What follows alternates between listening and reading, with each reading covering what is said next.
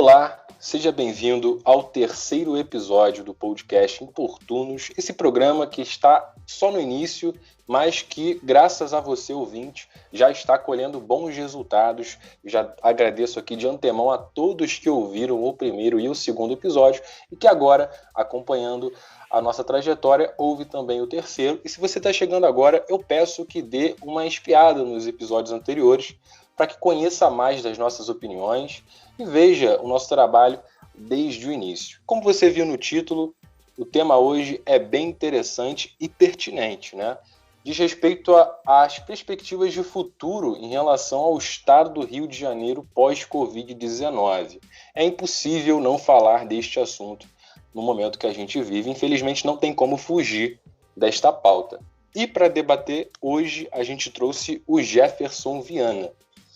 Ele que tem tudo a ver com esse tema, porque gosta bastante de estudar o interior do Rio de Janeiro. Então, eu já peço para que ele se apresente a vocês e já inicio com uma pergunta mais abstrata e geral para que consigamos imergir nesse tema tão complexo, mas muito importante.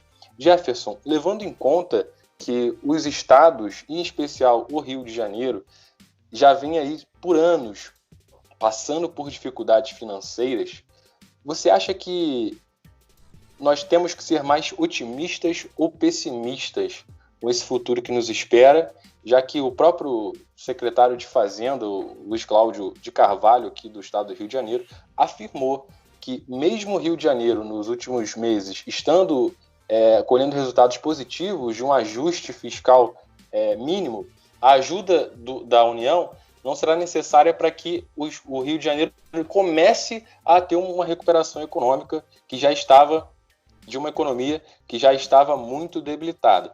Então eu já jogo essa pergunta para você e peço que você se apresente, Jefferson. Primeiramente, eu dar um olá para os ouvintes oportunos, agradecer o convite aí da equipe, do Iago, do Luiz, do João, me apresentar. Sou Jefferson Viana, 24 anos, tenho uma atuação na política desde 16, atuo já com o setor público desde 2017, quando atuei na Câmara Municipal de Niterói, na minha história parlamentar. Em seguida, vim para Brasília em 2019 para atuar na mesma função, e atualmente eu estou atuando com o setor de ouvidoria e participação popular no Fundo Nacional de Desenvolvimento da Educação. O cenário é desolador. O secretário de Fazenda brinca dizendo que a atual gestão realizou alguns ajustes fiscal. Não realizou nenhum. E o que teve de ajuste fiscal foi realizado ainda no governo Luiz Fernando Pezão, sobretudo para que o Estado ingressasse no regime de recuperação fiscal da União, que vai perdurar, se caso não aconteça renovação, até 31 de dezembro. O governo estadual, a nova gestão, não teve, na minha opinião, não mostrou nenhum compromisso com redução de despesa pública, visto que, dado da própria Firjan, mostra que se o Rio de Janeiro não fizer nenhuma reforma fiscal, os custos com o pessoal vão chegar a 60%. E no último ano já estava em 47%, isso sem contar as despesas extraordinárias. Se retirando isso, já ia a 66% no ano passado. A questão é, o Estado do Rio de Janeiro já tinha, não é inegável que o Estado já tinha uma condição econômica fragilizada desde do crash de 2015, quando o Estado foi à bancarrota e estava se recuperando de maneira devagar. A questão do 13º salário no ano passado, ela só foi possível visto que a exploração de petróleo, sobretudo no campo de Lula, que é no mar territorial de Niterói e Maricá, teve altos índices de extração de petróleo, com isso aumentando a arrecadação desse tipo de receita para o Estado, permitindo com que o Estado conseguisse saldar suas dívidas anuais.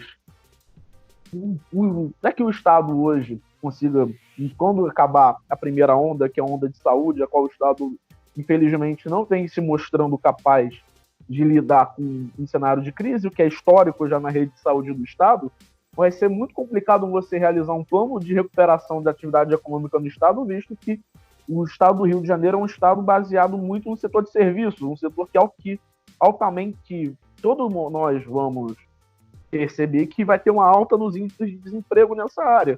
O mesmo estudo da Firjan que eu citei para comentar sobre a questão da folha de pagamento do Estado do Rio, ela prevê que diversos setores econômicos eles vão ter vão ter perdas relacionadas à questão da pandemia. Aqui, previsão de queda de postos de combustíveis, 36%, construção, 50%, lojas de departamento, 57%, bares e restaurantes, 58%, vestuário, 82%, setor de estacionamento, menos 82%, turismo, que é algo muito preocupante para a questão do interior do estado, menos 83%, e os demais setores, 54%. Enquanto o governador, infelizmente, briga com o governo federal para se achar o mais poderoso, a equipe econômica do estado, seus técnicos, deveriam estar sentando e pensar um plano de recuperação da atividade econômica do estado que consiga minorar os efeitos da crise, que já são muito graves, sobretudo no Rio de Janeiro. Vai ser um esforço de guerra em estados que já tinham a economia fragilizada, a recuperação destes. Outros estados, como por exemplo os estados do Sul, Minas Gerais e o Distrito Federal, onde eu resido atualmente, já claramente já mostraram um norte e começam a já reiniciar sua reabertura. Santa Catarina, por exemplo, já reabriu o shopping center, o Distrito Federal, na segunda-feira, já está realizando a abertura do comércio.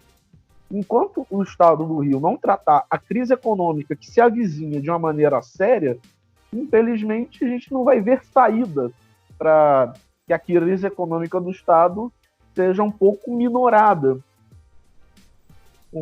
com toda essa situação que já estamos atravessando e vamos atravessar com certeza com uma maior força para os próximos meses.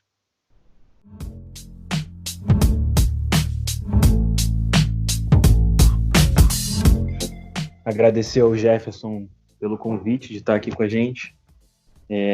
Para quem ainda não me conhece, eu sou o João, também faço parte da equipe do Importunos. E, Jefferson, em um determinado momento da sua fala, você tocou no turismo, né?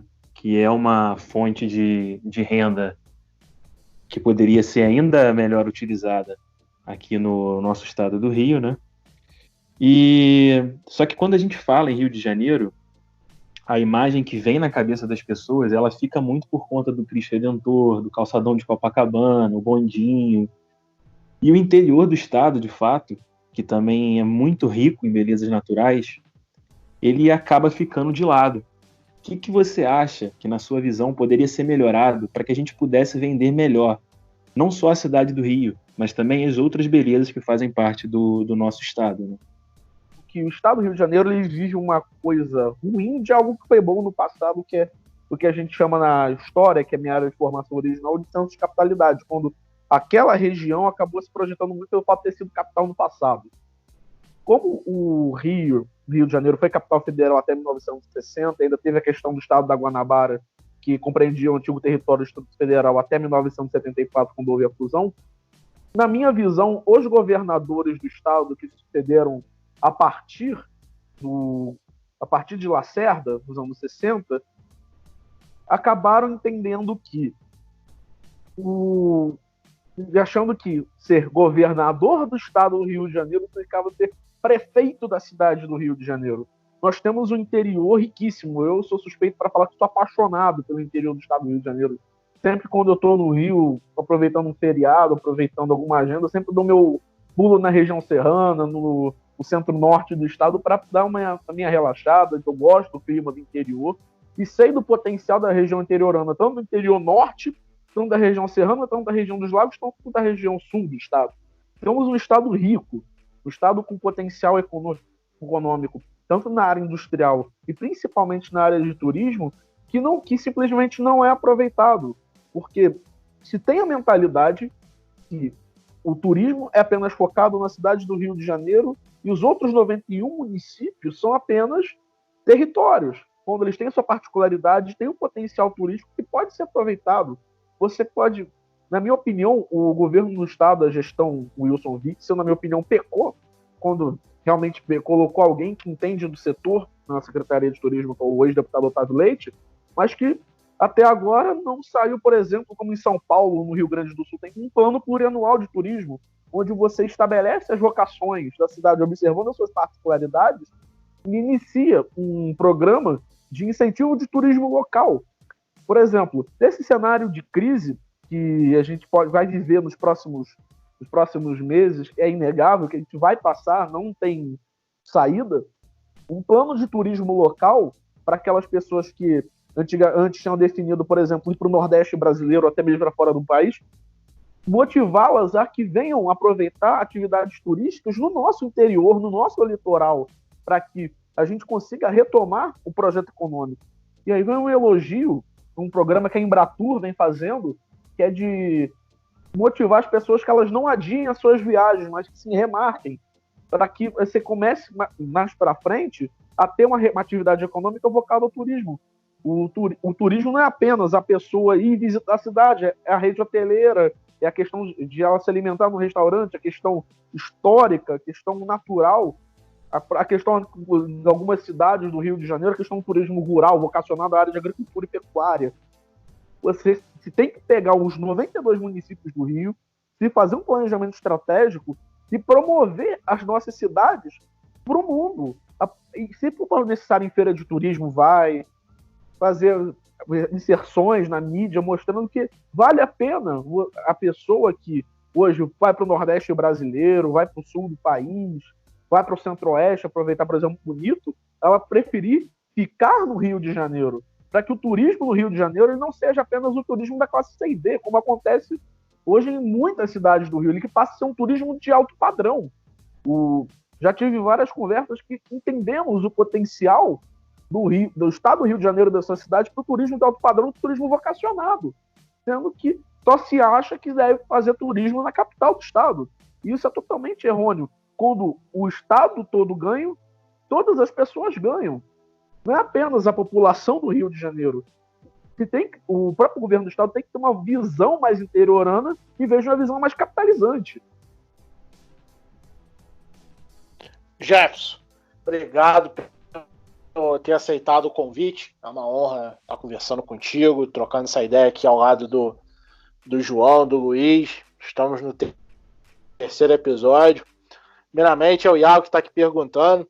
E Jefferson, a gente já andou bastante pelo estado, né? A gente conhece aí como ninguém algumas particularidades do nosso estado. E acabou que eu tinha algumas perguntas e acabou que você tocou em muitos pontos das duas perguntas que eu tinha, e eu vou tentar trazer em uma ou depois no outro bate-bola eu trago a pergunta. Mas essa primeira pergunta, o que a gente pensa é o seguinte: a Secretaria de Turismo, principalmente nas propagandas que rolaram sobre o turismo no Rio de Janeiro, um dos erros que eu percebi foi mostrar muito a capital e esquecer um pouco o interior. Isso é muito ruim, porque você não atrai o turismo para o interior. Você acha que o turismo no Rio de Janeiro só é a capital. E a gente sabe que até dentro ali da região metropolitana tem cidades maravilhosas que dá para se visitar. Maricá, Niterói. E se deixa de entrar o interior aí que o negócio melhora. O Rio fez contrapartida na questão de querosene de aviação, que particularmente o que eu tenho percebido só está incentivando a própria, no sentido do voo regional para atender a Macaé e a Campos, praticamente, que são os dois lugares no Rio de Janeiro que tem aeroportos nesse sentido específico para aviação regional, que tem até um fluxo interessante para isso. Mas você sabe, como a gente já vem discutindo há muito tempo, que muitas vezes falam que o nosso estado não tem necessidade de incentivar a aviação regional, por conta de ser um estado pequeno. O que a gente tem visto em Brasília é o ministro Tarcísio asfaltando o Brasil, tocando concessões, seja na área de portos, aeroportos, e principalmente na área rodoviária com as nossas estradas. E o que a gente tem visto é as atrapalhadas do Witzel no sentido das concessões, principalmente de rodovias. A gente tem visto que está tudo a passos de tartaruga. E o que você acha acaba que a infraestrutura atrapalha tudo. Você não atrai emprego, você não atrai turismo, você não, você deixa todo mundo de mãos atadas.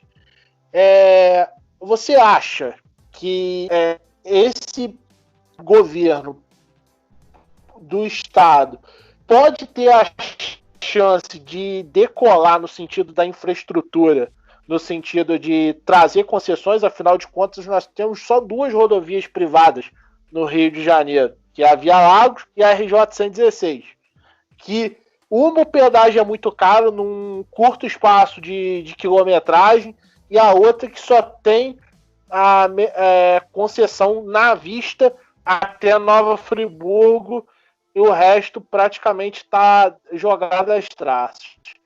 O que você consegue enxergar desse governo aí, no sentido de passar concessão para iniciativa privada, principalmente de infraestrutura? E, afinal de contas, as outorgas ajudariam no sentido de até melhorar o caixa do Estado. Você acha que o governo, nesse sentido, está bem atrasado e você acha que pode ter uma perspectiva de melhora, ou você acha que a gente vai perder mais 4 anos em relação a isso?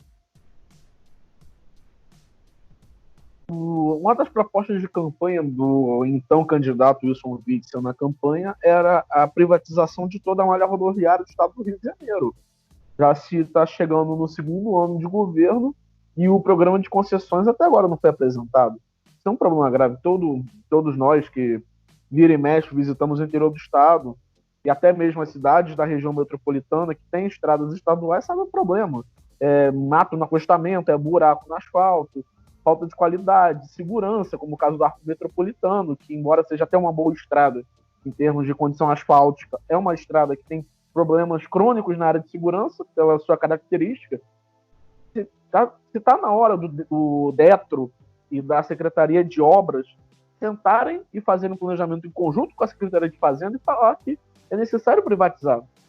Parece que dentro da gestão estadual se tem uma vergonha de fazer um programa de concessões e PPPs que pode atrair recursos para o estado do Rio de Janeiro num cenário de crise. Isso seria interessante até para os próprios cofres do estado, num cenário desolador, que se avizinha.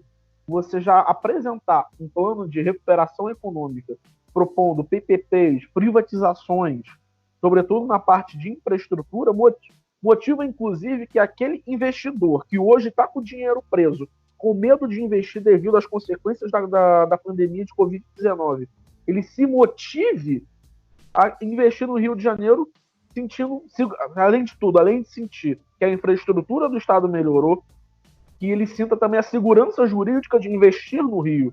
O Rio de Janeiro, como dizia o saudoso Roberto Campos, parece que não perde oportunidade de perder oportunidades.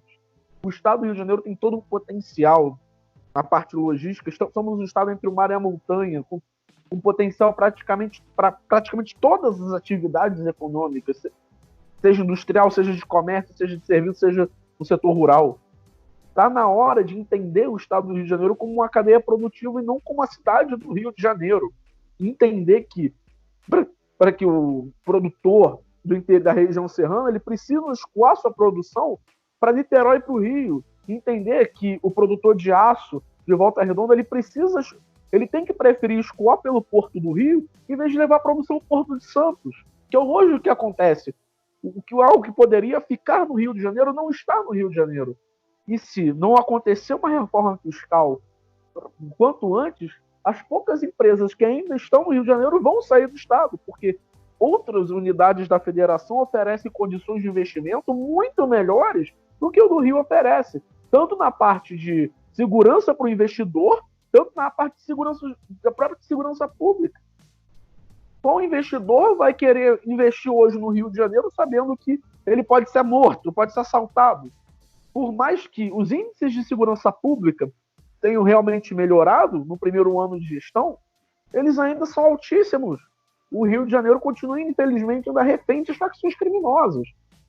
Está na hora de se pensar economia e segurança ao mesmo tempo, e aliado a esses dois, a infraestrutura, para que o produtor industrial ou produtor rural consiga escoar sua produção com toda a segurança. E, por exemplo, né, na viagem para o interior que eu fiz com o Iago, a gente passou por Macuco ou Cantagal, se não me engano, com a questão da Holcim, que a Holcim ela não amplia o seu parque cimenteiro pela condição da estrada.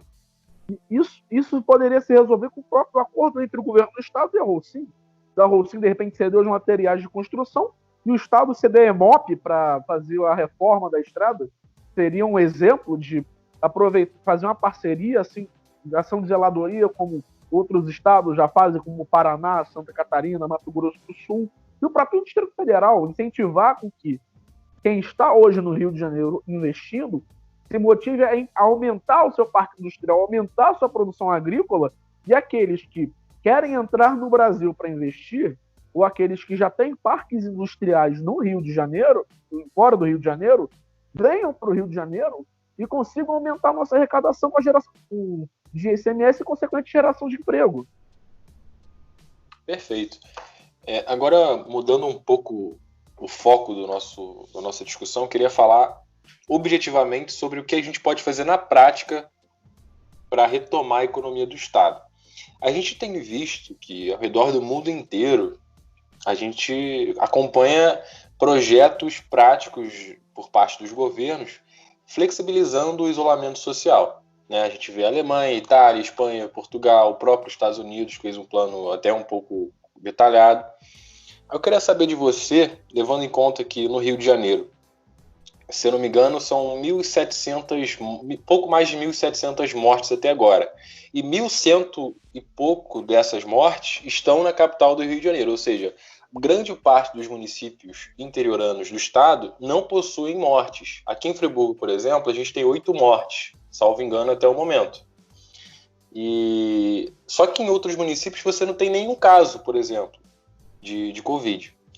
Então, eu queria saber a sua visão em relação do ponto de vista prático, o que pode ser feito para que essas cidades interioranas que não estão sofrendo tanto com a Covid-19 possam pensar em reabrir, mesmo que parcialmente, alguns comércios, ou se você acredita que até mesmo a cidade do Rio de Janeiro possa, já neste momento, pensar em liberar parcialmente setores comerciais, industriais. Qual seria a sua visão do ponto de vista pragmático e sua avaliação também da postura do governo em relação a isso? Você acha que o governo está sendo muito populista em relação a esse assunto, ignorando as consequências econômicas, ou você acha que ele está correto desse ponto de vista? Qual seria a sua visão, como eu falei, prática dessas retomadas que estão ocorrendo ao redor do Brasil e do mundo? Na minha opinião, o governador e a sua equipe estão de ouvidos moucos para quem realmente faz o estado do Rio de Janeiro andar. Enquanto, por exemplo, Minas Gerais, o governador Romeu Zema delegou aos prefeitos a questão de isolamento e de quarentena para que cada prefeito entenda a particularidade da sua cidade. A gente recorre, que a gente falou na área de turismo, agora vocacionado à área de saúde. O governo do estado, na minha visão, ele parece que ele entende que ele é prefeitura.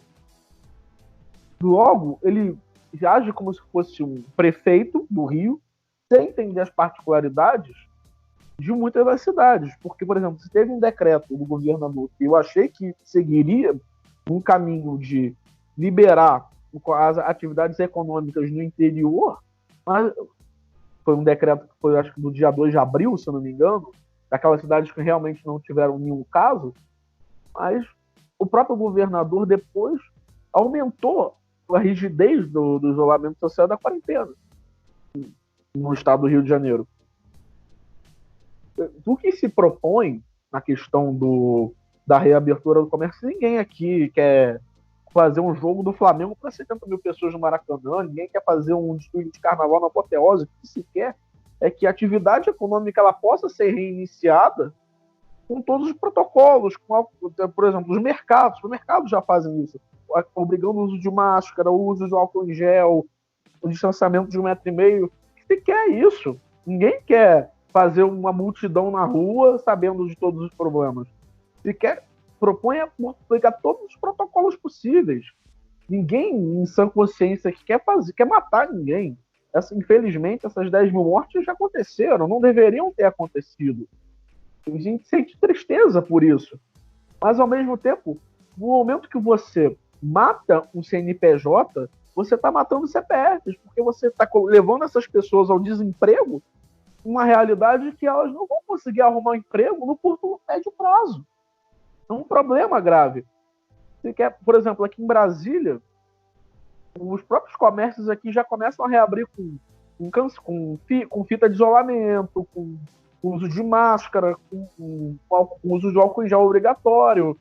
Se quer isso, para que a gente não cause uma crise ainda maior do que já temos. E que a gente já sabe que ela vai ser grave no futuro. A gente já tem consciência que vamos viver meses sombrios, que 2020 praticamente é um ano perdido para a economia. Mas fazer com que a gente possa conter o dano. A previsão pessimista do governo federal, saiu inclusive hoje na CNN, é que a previsão pessimista é que o desemprego fique em 15%. A visão otimista em 12%, sendo que o Brasil, já desde o terceiro trimestre do ano passado, já vinha vivendo uma queda vertiginosa nos índices de desemprego. Antes do Covid, o Brasil já estava em plena recuperação econômica. Vai ser o momento de voltar várias casas no jogo, fazer reformas estruturantes e econômicas ainda mais agressivas, para você refrear o gasto público, marcar que o Estado não possa gastar mais, porque no momento a gente está vivendo um orçamento de guerra onde o Estado, entre aspas, tem um cheque especial, sendo que esse cheque especial tem um momento que vai ser pago. E vai ser um pagamento agressivo. E muitos daqueles que hoje criticam vão criticar mais ainda no futuro pela sua visão ideológica, quando se vê que vai ter que fazer uma série de privatizações, uma reforma administrativa agressiva, uma reforma fiscal, uma reforma do Estado.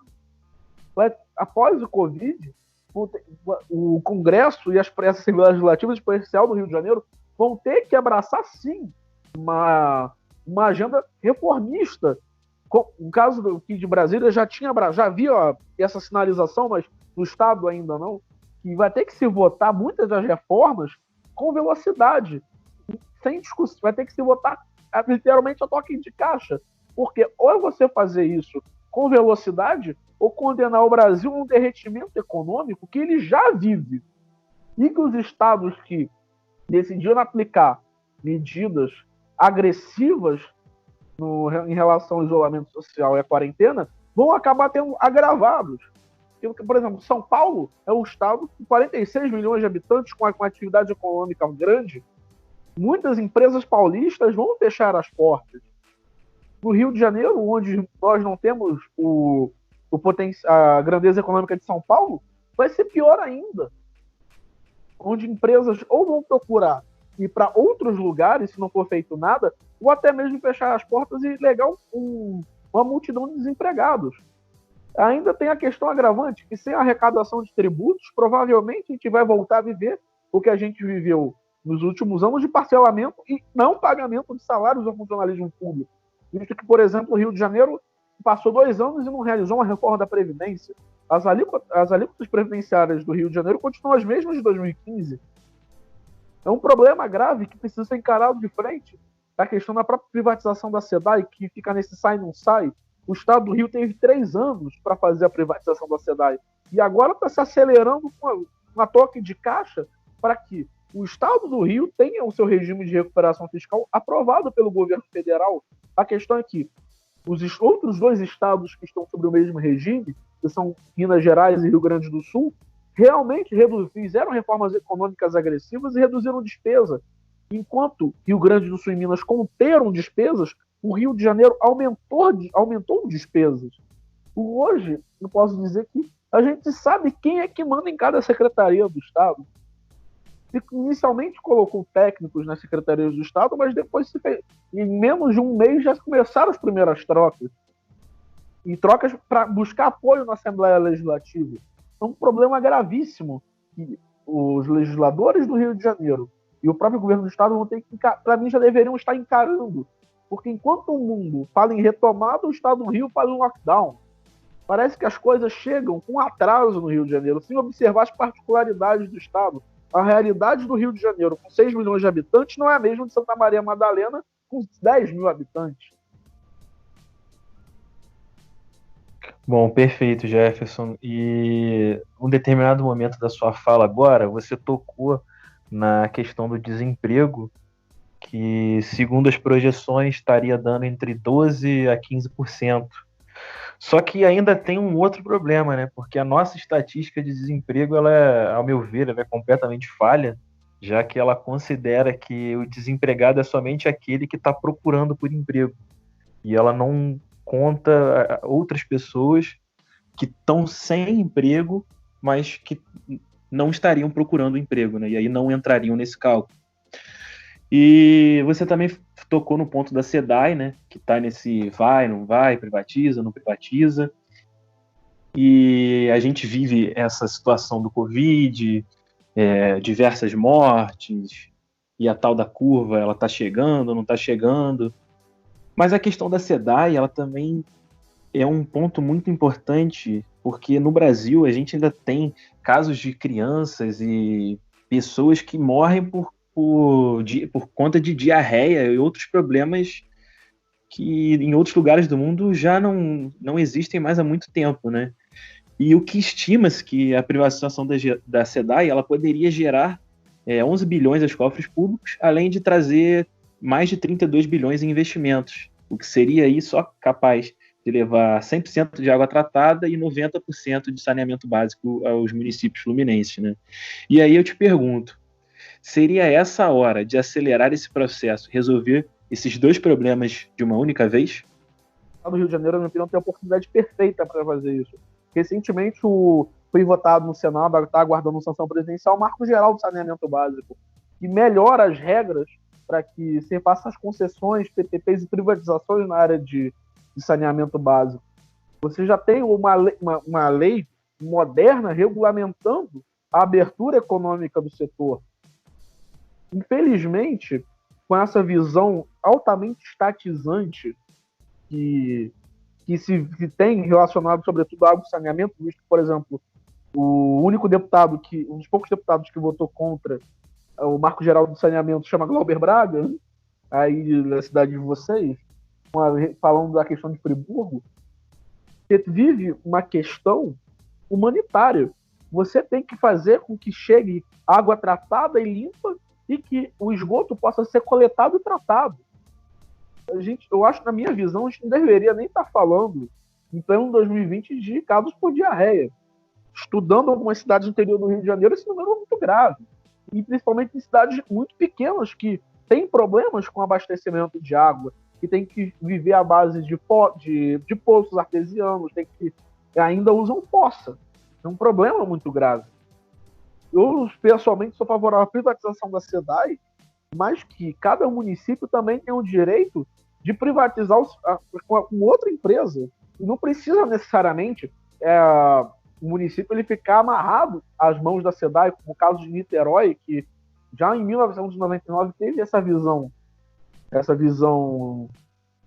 mais, como é que seria a palavra? Uma visão mais visionária, lembrei a palavra, uma visão mais visionária, que mesmo com o governo com viés de esquerda, entendeu que água e saneamento é serviço, e esse serviço tem que chegar nas pessoas.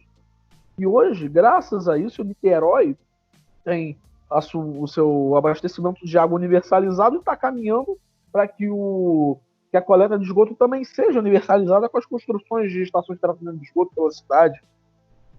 É necessário pensar a questão de abastecimento de água e coleta de esgoto não apenas na questão econômica, que seria muito bom na atração de investimentos para o estado do Rio de Janeiro e para as cidades do Rio de Janeiro.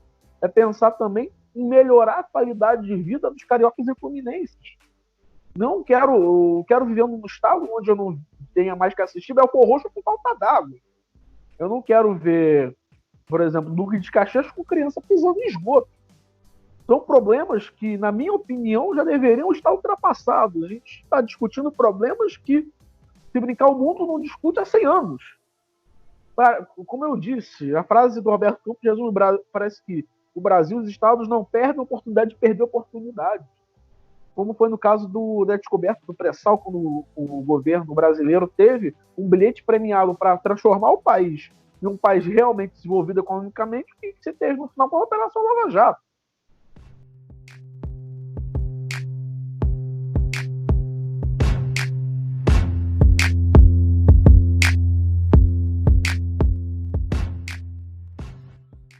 Ô Jefferson, agora vou trazer duas situações aqui no começo lá do bloco, lá atrás. Você falou da questão do Rio de Janeiro, da questão da gente ter sido, da capital ter sido Distrito Federal, de ter sido aquela divisão, Estado do Rio de Janeiro, Estado da Guanabara, aquelas discussões que, se você pegar um carioca e um fluminense médio, até hoje não se entende como é que foi a história toda.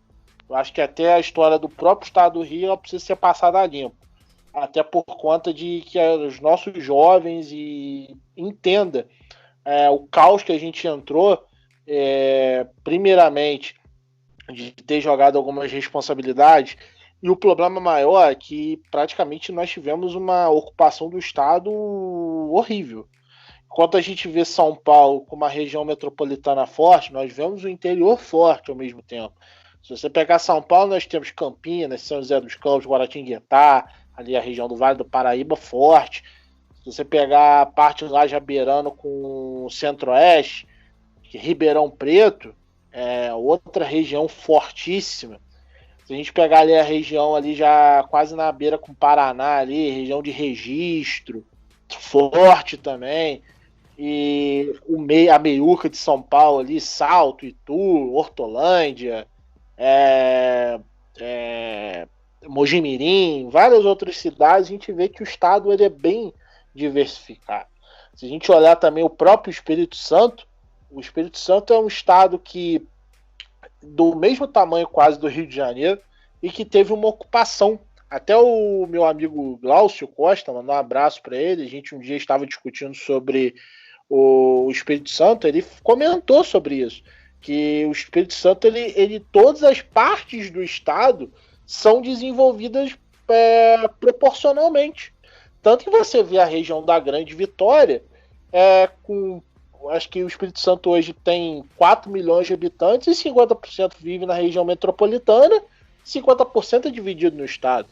O estado do Rio de Janeiro tem uma boa parte da sua população vive na região metropolitana e o interior é esvaziado. Hoje nós olhamos o nosso estado e nós vemos regiões com terras altamente improdutivas. E eu lembro que duas situações.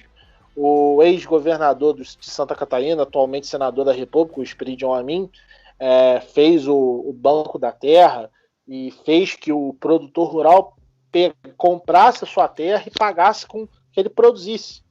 E teve também o financiamento também de trator, de questões ali com a moeda, com o troca-troca que eles chamam lá. E hoje bota o Santa Catarina uma região altamente próspera na questão da agricultura e também da agroindústria. Nós temos grandes indústrias lá nesse sentido, Perdigão, Aurora, nem Perdigão, né, a BRF. E o estado do Rio, praticamente, a gente também, o ex-deputado, ex-prefeito Rogério Cabral, tinha as ideias da Agrovilas, que também era uma discussão nos anos 80, até com o candidato do Heródoto Ben de Mello à prefeitura, o Olavo Leite, já falava de agrovilas. Então já é uma discussão antiga.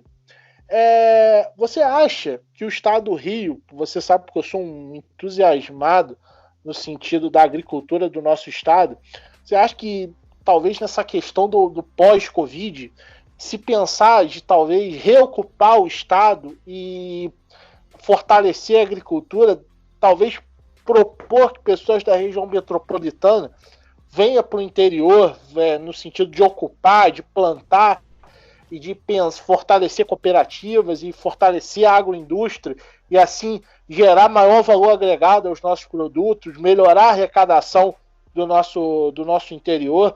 A gente sabe do exemplo de Macuco, a capital do leite, que uma cooperativa fortíssima que abastece todo o estado do Rio de Janeiro e outras cidades da nossa região sudeste que tem uma arrecadação boa em relação da força das cooperativas e da agroindústria.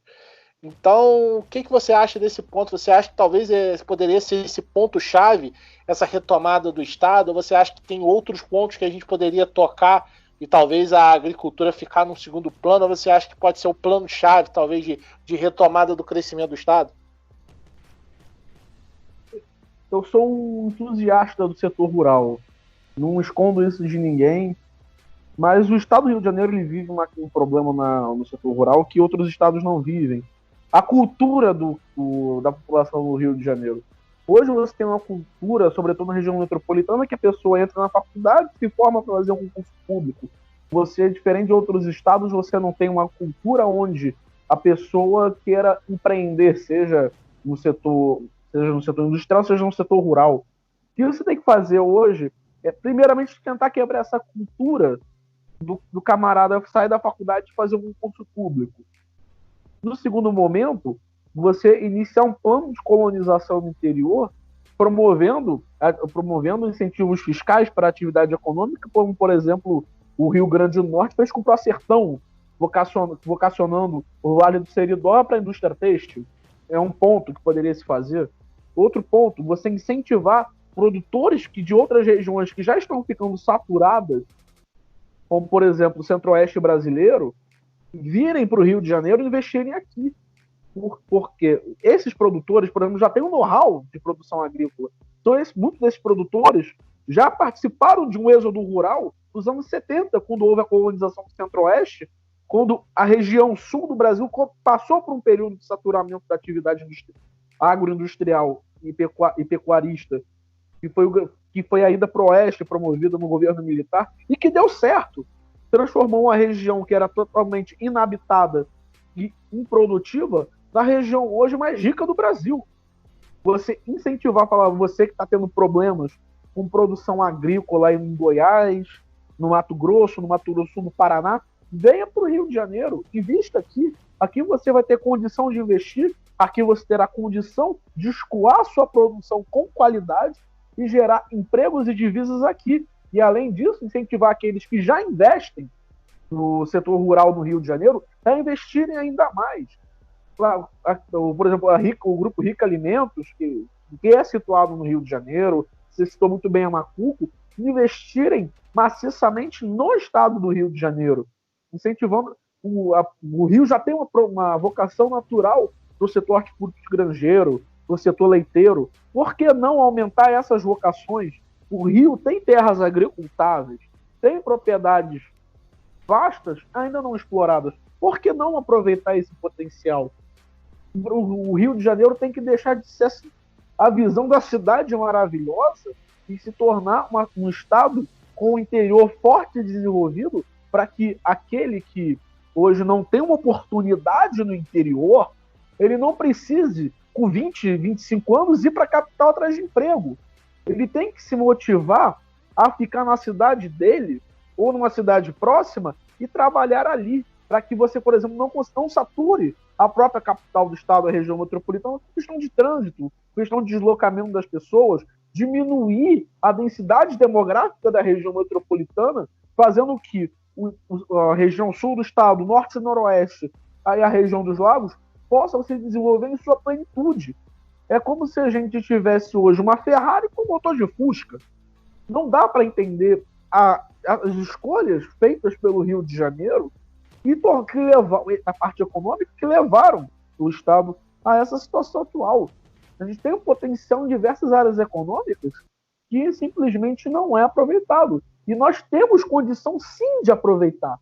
A questão é que precisamos começar a atrair os melhores profissionais, sejam do Rio, sejam de fora, para que possam desenvolver esse Estado, para que daqui a 10 anos a gente possa falar, tomamos as escolhas certas e hoje o Rio de Janeiro não é mais aquele Estado que vive com uma rede de saúde deficitária e atrasando o salário do servidor público. É hora, a gente precisa virar o jogo realmente. O vamos virar o jogo não pode só simplesmente ser um slogan de governo do Estado e virar realmente algo que possa mudar a vida não só dos cariocas, mas dos fluminenses. Volto a repetir, O Rio de Janeiro não é apenas a capital, são 92 municípios que precisam ser desenvolvidos na sua plenitude. Perfeito, Jefferson, muito bom o seu comentário. E agora eu queria entrar num assunto que a gente até estava conversando antes de entrarmos na gravação, que é sobre política, né? Política propriamente dita. E quando a gente fala de futuro e futuro do Rio de Janeiro, a gente lembra que esse ano tem eleições, né? Até o momento, por mais que haja o burburinho de que pode haver uma prorrogação das eleições ou até uma junção desse ano com as de 2022, mas é o que, ao meu ver, não parece que irá ocorrer, porque o próprio TSE tem sinalizado que eles não estão a fim de aumentar os mandatos dos vereadores, dos prefeitos. Dito isso, a gente então conclui que esse ano teremos eleições. E quando eu penso em eleição, principalmente levando em consideração essa crise econômica, crise na saúde, crise política também que a gente está passando nesse momento, com certeza influenciará o voto das pessoas lá em outubro. E uma questão que me preocupa bastante, hoje a gente falou aqui de privatização, falamos de austeridade fiscal, falamos de republicanismo, né? Falamos também de populismo. E em 2018, no bem da verdade, o que aconteceu foi uma mudança de paradigma. Quer você concorde ou não com o presidente eleito, nós presenciamos uma mudança de pensamento coletivo da sociedade no sentido de pedir por mais medidas do ponto de vista liberal, como a gente citou aqui, privatização e tudo que envolva essas questões de mais eficiência do Estado e menos inchaço do Estado.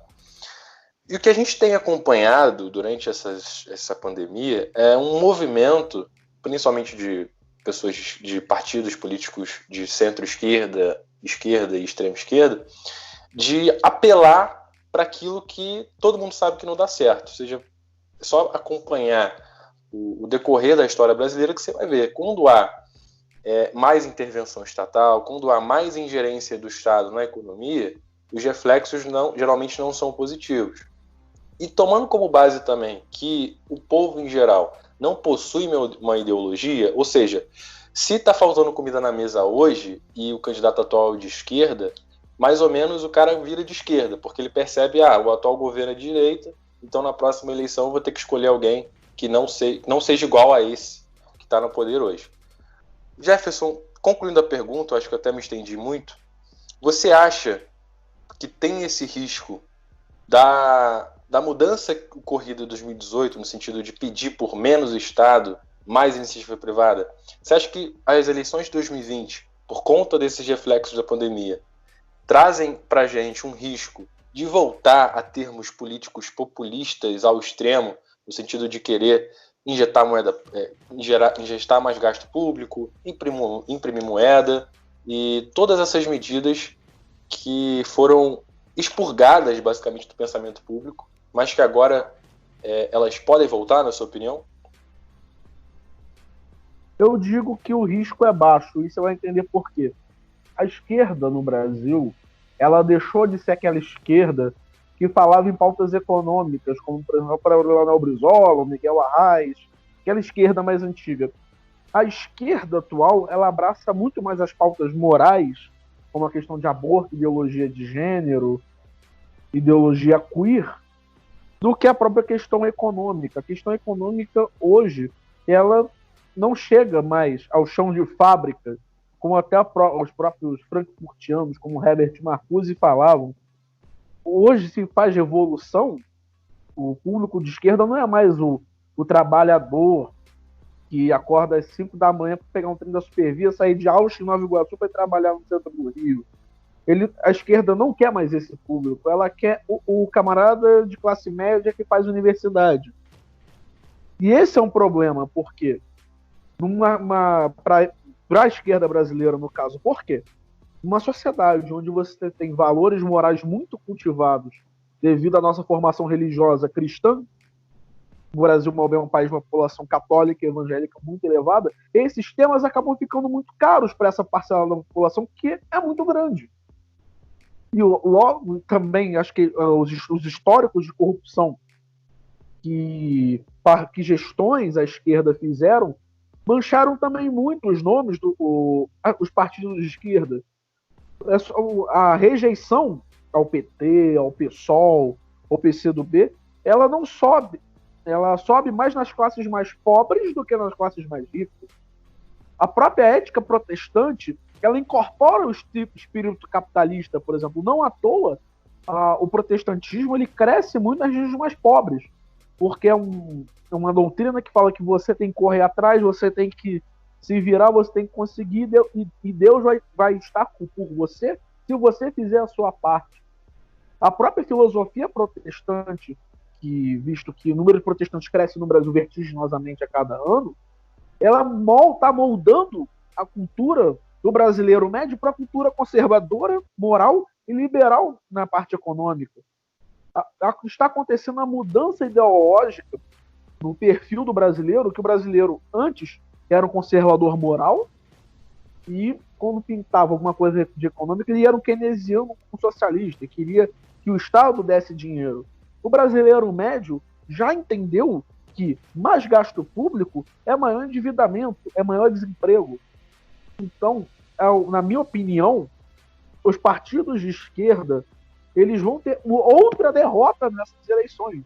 Em 2016, eles tiveram a derrota devido ao impeachment da Dilma. Em 2018, porque enfrentaram uma onda de centro-direita nas eleições que eles não conseguiram conter. Em 2018 vai ser porque o cidadão médio entendeu que políticas econômicas de esquerda não funcionam e a esquerda não quer mais discutir economia, quer discutir se meu filho vai trocar de sexo aos 6 anos ou não. Parece um pouco de teoria da conspiração quando a gente fala, mas essa é a mentalidade das principais lideranças de esquerda. Basta acompanhar o trabalho parlamentar de muitos deputados e senadores que são os porta-vozes da esquerda atualmente no Brasil. Eles fazem aquela oposição econômica ali, mas ela não cola mais.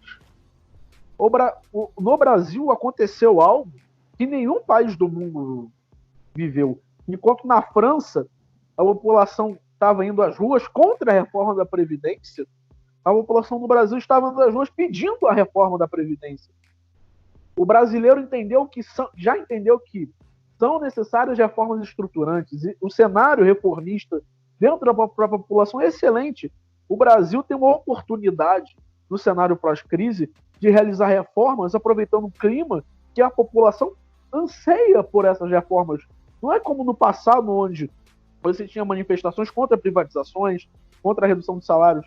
Por exemplo, na questão do Plano Mansueto, a população ficar do lado do ministro Paulo Guedes na questão do congelamento de salários. Isso eu não vivi. É a primeira vez que eu vivo isso no Brasil. No Brasil, antes do ressurgimento de um pensamento liberal e conservador, a gente via as pessoas. Você via, por exemplo, Geraldo Alckmin posando com um colete Petrobras, Eletrobras, não sei o que, Brás. Porque tinha medo de assumir pautas reformistas.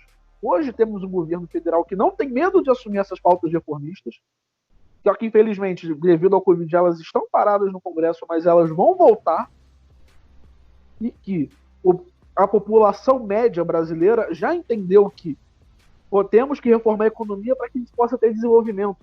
Como diz o próprio ministro Paulo Guedes, a gente não quer mais o caminho do desespero, nós queremos o caminho da prosperidade. O Brasil tem uma chance ideal para mostrar ao mundo que não é mais o patinho feio, não é mais o anão diplomático, que é um país forte economicamente, respeitado no cenário internacional e onde seus estados e municípios também sejam fortes. Porque não adianta nada você ter um governo federal forte e estados e municípios fracos. Cada vez mais autonomia, para que estados e municípios possam tomar suas decisões, é muito melhor. Quem entende de gestão municipal é o prefeito, é o vereador, é a população. Não é o Ministério da Educação, não é o Ministério da Economia, não é o Ministério da Infraestrutura. Quem entende do problema do Dona Maria e seu José é a Dona Maria e seu José.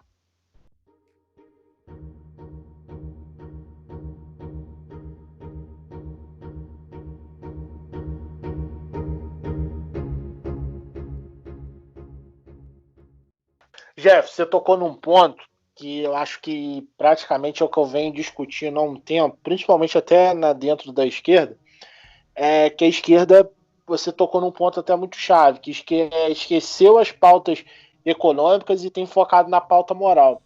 É difícil, acho que de todos aí que vêm de uma ideia de esquerda, acho que o que mais está talvez chamando por uma discussão que diz que está hoje no campo da esquerda é o Ciro Gomes.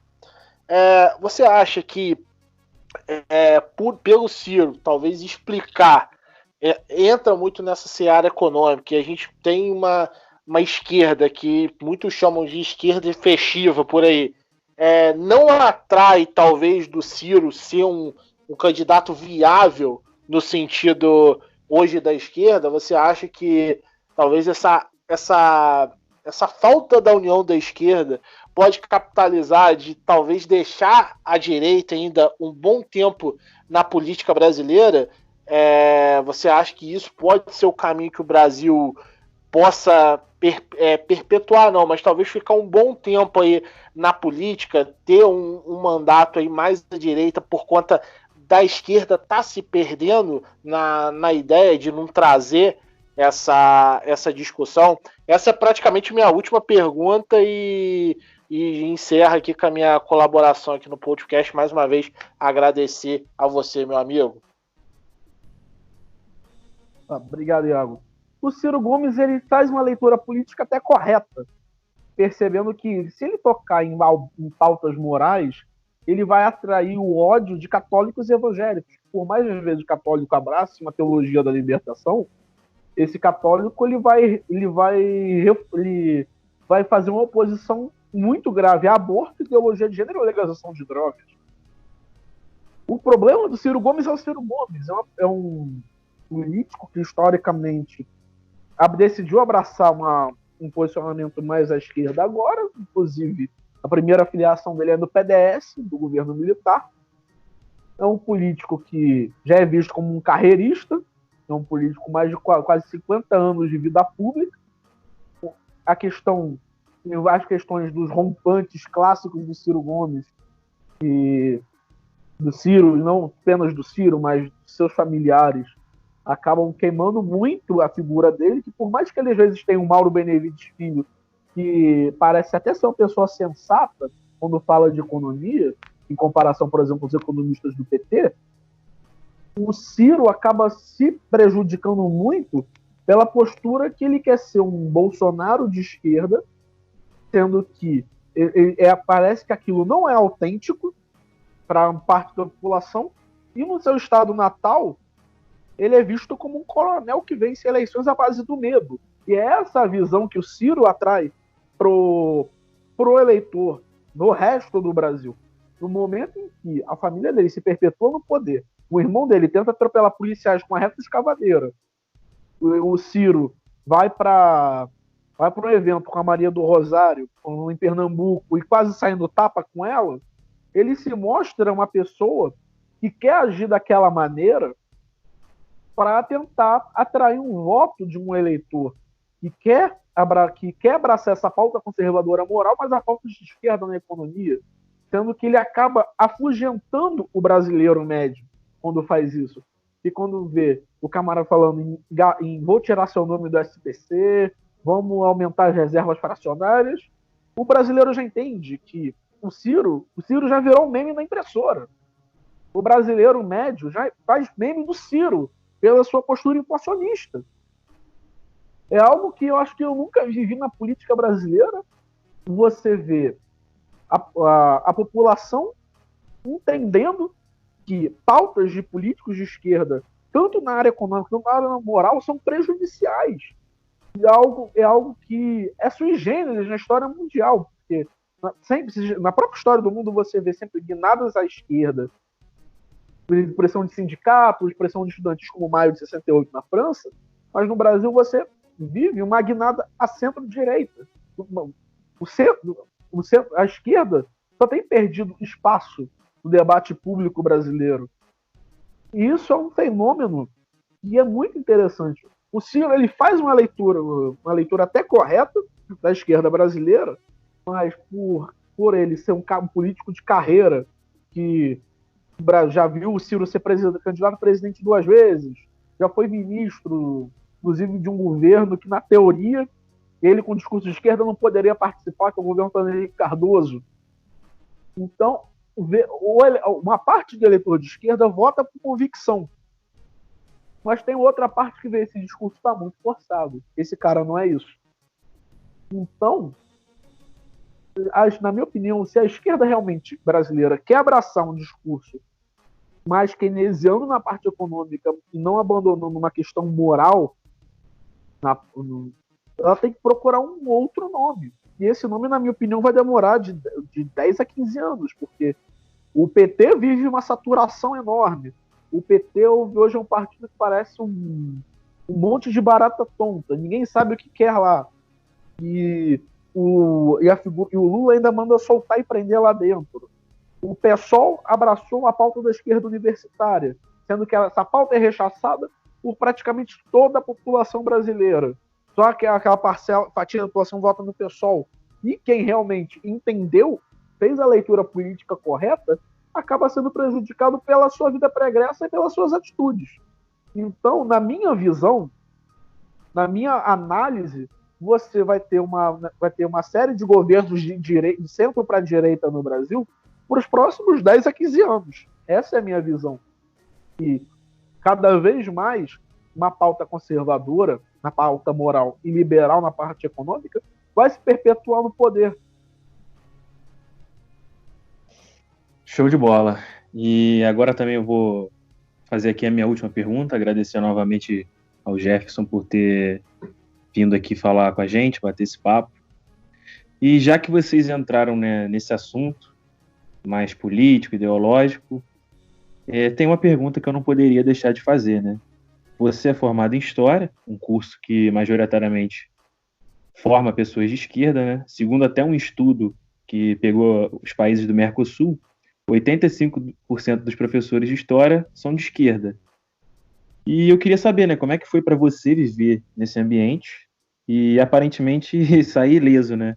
Já que hoje você é assessor do Jordi, né, que é um deputado tido como de direita. Vamos falar no Jordi, agradecer a oportunidade de acompanhá-lo na vida pública, uma figura, não é porque trabalho com ele, mas que é uma figura em ascensão na política estadual, tem um futuro brilhante e que representa essa junção da pauta conservadora com a pauta liberal.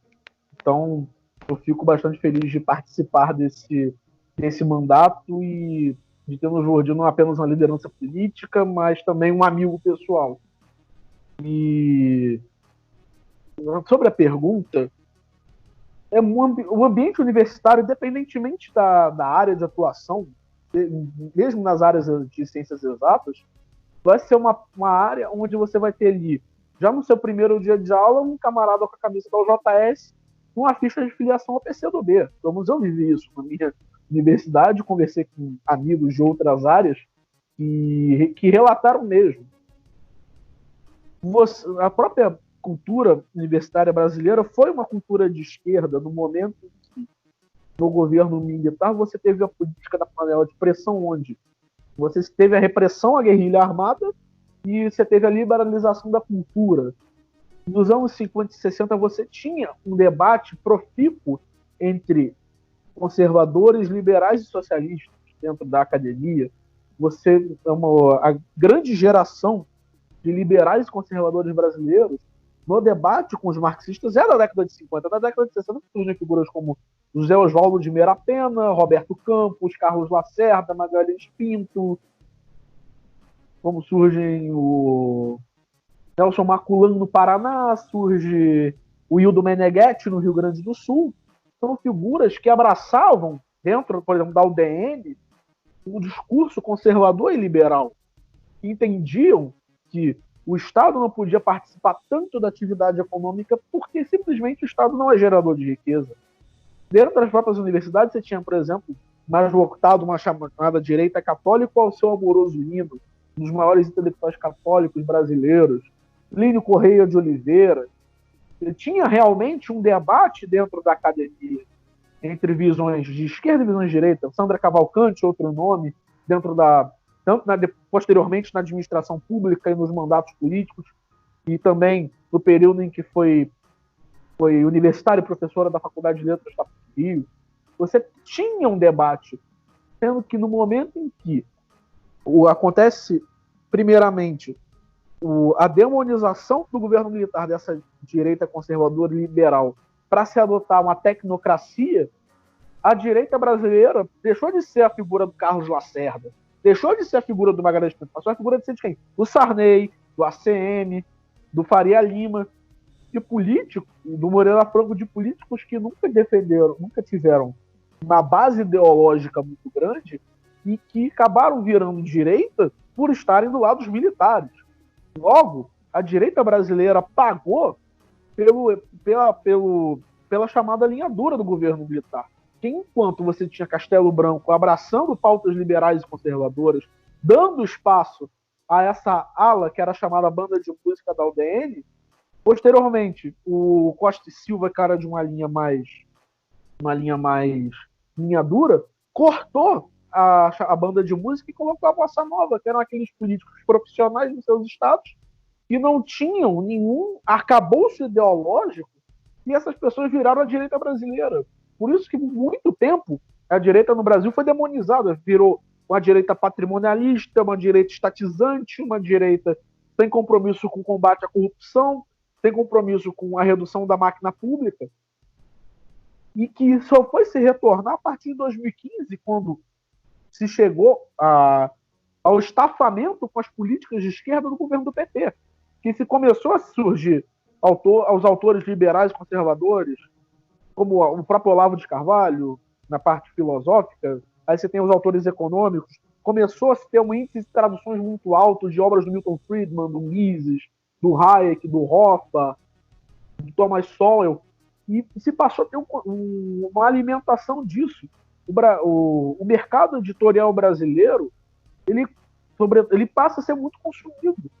Hoje, você já começa a ver no meio universitário a briga, porque você começa a surgir alunos que chegam à universidade com uma formação de direita, que estudam fora da faculdade com seus livros de autores liberais e conservadores, chegando numa universidade e chegando estafados com aquilo. Falando, eu não quero isso, eu não quero ver como eu vivi no 9º andar da UERJ, eu subi de elevador e eu tenho que ver uma coisa de martelo de 2 metros de altura pintada na parede.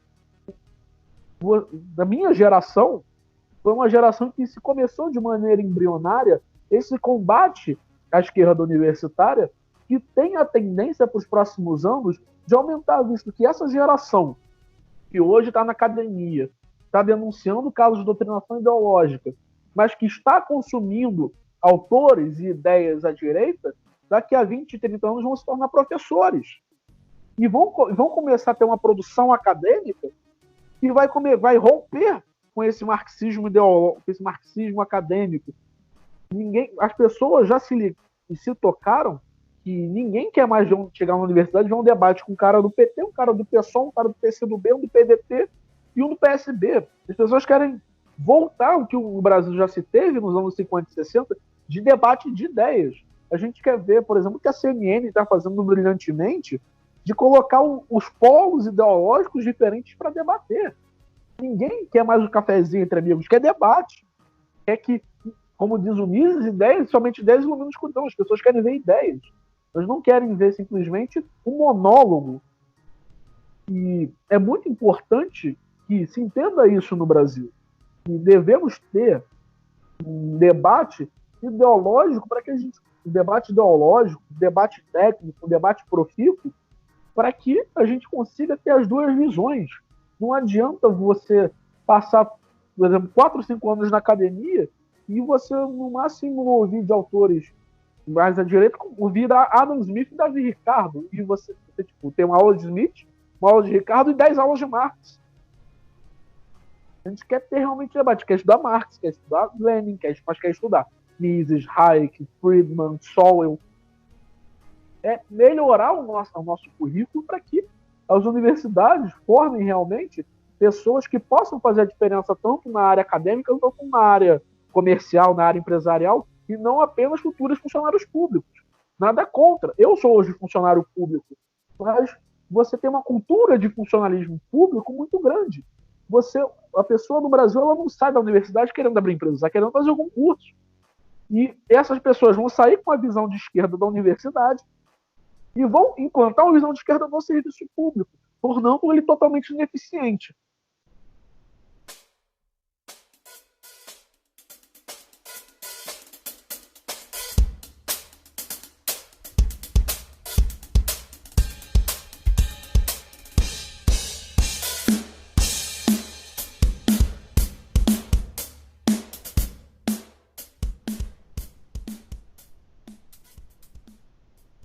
Maravilha, gostei bastante do episódio de hoje. Nós falamos do que queríamos ter falado e também de assuntos extras, como, por exemplo, as eleições desse ano, que não deixam de ter uma relação, mesmo que indireta, com o futuro, ou diretamente, né, com o futuro do estado do Rio. Mas só para finalizar, e comentando também sobre esse último assunto que nós debatemos, realmente essa questão da hegemonia de esquerda nas universidades não é algo comum apenas em cursos de história ou de sociologia, é algo que se abrange em todos os âmbitos da academia universitária brasileira. E, infelizmente, tem essa questão mesmo, né? Eu condeno as atrocidades que foram cometidas durante o regime militar, e também um dos reflexos negativos foi esse pecado que se tornou você se dizer de direita, né? E mesmo que você seja de esquerda e esteja nos ouvindo, é importante entender que democracia significa simplesmente a pluralidade de ideias no debate público. Então não tem como você imaginar, assim como o Jefferson deu exemplo, e algo que é comum em universidades é você ver falsos debates, né, entre pessoas que pensam a mesma coisa. E felizmente, de 2010 para cá, a gente vem vendo uma popularização das ideias e intelectuais e pessoas de esquerda saindo da toca que ficaram durante décadas durante a hegemonia patrocinada principalmente pelo partido de esquerda que nos comandou, que foi o PT. E para finalizar, já agradecer de antemão a sua presença, dizer que você está sempre com as portas abertas aqui para poder participar dos nossos episódios. Gostei bastante, não o conhecia, mas agora que passo a conhecer, admiro suas opiniões e peço que você agora, além de se despedir, indique para os nossos ouvintes livros ou filmes que você achem adequados culturalmente, ideologicamente ou ao seu critério, para que nossos ouvintes, além de receberem esses conteúdos por meio do podcast, possam aprofundar nos assuntos que nós tratamos aqui por meio de outros meios. Obrigado e até o próximo episódio. Fala aí, Jefferson. Agradecer o convite aí, foi muito legal estar participando e expondo um pouco da minha visão de mundo sobre o estado do Rio de Janeiro, sobre o país, sobre também questões acadêmicas. Para não ficar muito longo, vou recomendar 5 livros para estudo. Recomendaria primeiro, na minha opinião, para mim, a Bíblia do Liberalismo Econômico, que é as 6 lições do Igor Mises, é o livro que eu falo que me ajudou a me formar como liberal, que me marcou, realmente. Foi minha entrada na escola austríaca, as 6 lições. Para mim, o segundo livro é, para mim, o maior tratado de defesa da liberdade da história do mundo, que é O Caminho da Servidão, do Friedrich Hayek. E não sei se os nossos ouvintes sabem da história, o Hayek, ele era austríaco, judeu, e fugiu para a Inglaterra, porque se ele ficasse na Áustria, ele seria morto por Hitler. E ele se voluntariou às Forças Armadas Inglesas e escreveu O Caminho da Servidão numa torre de controle do exército britânico. Então, na minha opinião, o maior tratado em defesa da liberdade é O Caminho da Servidão, do Hayek. O terceiro livro que eu indico para mim é daquele que eu considero um dos maiores intelectuais da história do Brasil, que é o Dr. Roberto de Oliveira Campos, que é A Lanterna na Popa, para mim, o melhor livro sobre história política do Brasil. É um livro sensacional que todos que querem entender Brasil têm que ler. A minha opinião é entender como o Brasil chegou na situação atual, é ler o livro do Alberto Campos.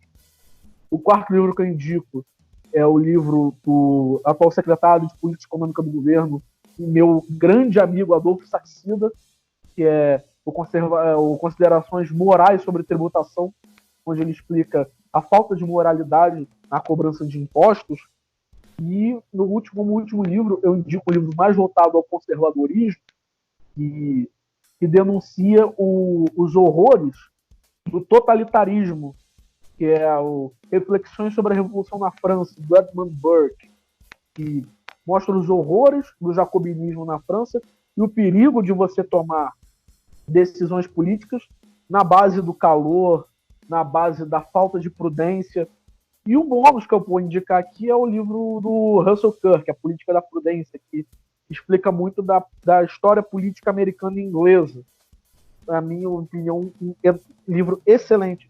E em termos de filmes, eu não sou tão cinéfilo assim, eu posso indicar alguns, como, por exemplo, o filme do Dinesh D'Souza, que é o América de Hillary, que conta a história do Partido Democrata nos Estados Unidos, mostrando que essa pauta de defesa das minorias feitas por parlamentares do Partido Democrata e por figuras proeminentes é algo falacioso, porque o Partido Democrata surge no contexto da Guerra Civil Americana, do lado dos confederados, inclusive. O segundo filme eu posso indicar 12 Anos de Escravidão, que conta a história do Solomon Northup, que foi um dos principais ideólogos em defesa da libertação dos escravos nos Estados Unidos. Ele é um negro livre, acaba sendo preso e ficando 12 anos escravo. Na minha opinião, é um ótimo filme. O terceiro filme que eu posso indicar aqui é o filme romeno, não é tão comum de na Romênia. O nome é até engraçado, mas a história que ele carrega é pesada. É o Chuck Norris versus Comunismo, que conta a história do tráfico de filmes na Romênia comunista. Como se fazia para levar filmes hollywoodianos para a Romênia, sendo que toda e qualquer menção à cultura ocidental era passível de morte. Um filme também que eu posso recomendar é a Estrada 47, contra a participação brasileira na Segunda Guerra Mundial, e valorizar a história militar brasileira, o fato do Brasil, na Segunda Guerra Mundial, ter se posicionado em defesa da liberdade e da democracia é muito importante, ajudando a libertar a Itália do fascismo. E o quinto filme que eu posso indicar aqui, teria que dar uma pensada, é um filme que acho que todo mundo aqui já viu, é um filme clássico, brasileiro, mas que tentou mostrar uma demonização da atividade policial, mas acabou revelando o contrário, que foi Tropa de Elite 1, onde se mostra a realidade das forças de segurança pública, como ela é realmente, e enfrentamento também a uma esquerda universitária. Então, para mim, esses livros e filmes que eu recomendo para que todo liberal ou conservador assistam e leiam, para que possam formar uma cultura, não só na parte cinematográfica, mas na parte literária, com um alto embasamento. E aqueles que quiserem me recomendar livros, recomendar filmes, eu vou deixar minhas redes sociais aqui, meu Facebook, Jefferson Viana, facebook.com/Jeffers, com S1904, no Instagram, jeffersonviana.rj. Forte abraço, estou à disposição de vocês aí, me importunos, para o que vocês precisarem. Fiquei muito agradecido com o convite de vocês. Abraço especialmente no Iago, posso considerar um dos meus melhores amigos, não só na parte política, mas na vida pessoal. E também colocar à disposição de todos os ouvintes importunos, minhas redes sociais estão aí, para a gente conversar, para a gente trocar um papo, porque é isso, a gente precisa dialogar para chegar num caminho comum, que é o caminho de tirar o estado do Rio de Janeiro e o Brasil do atoleiro.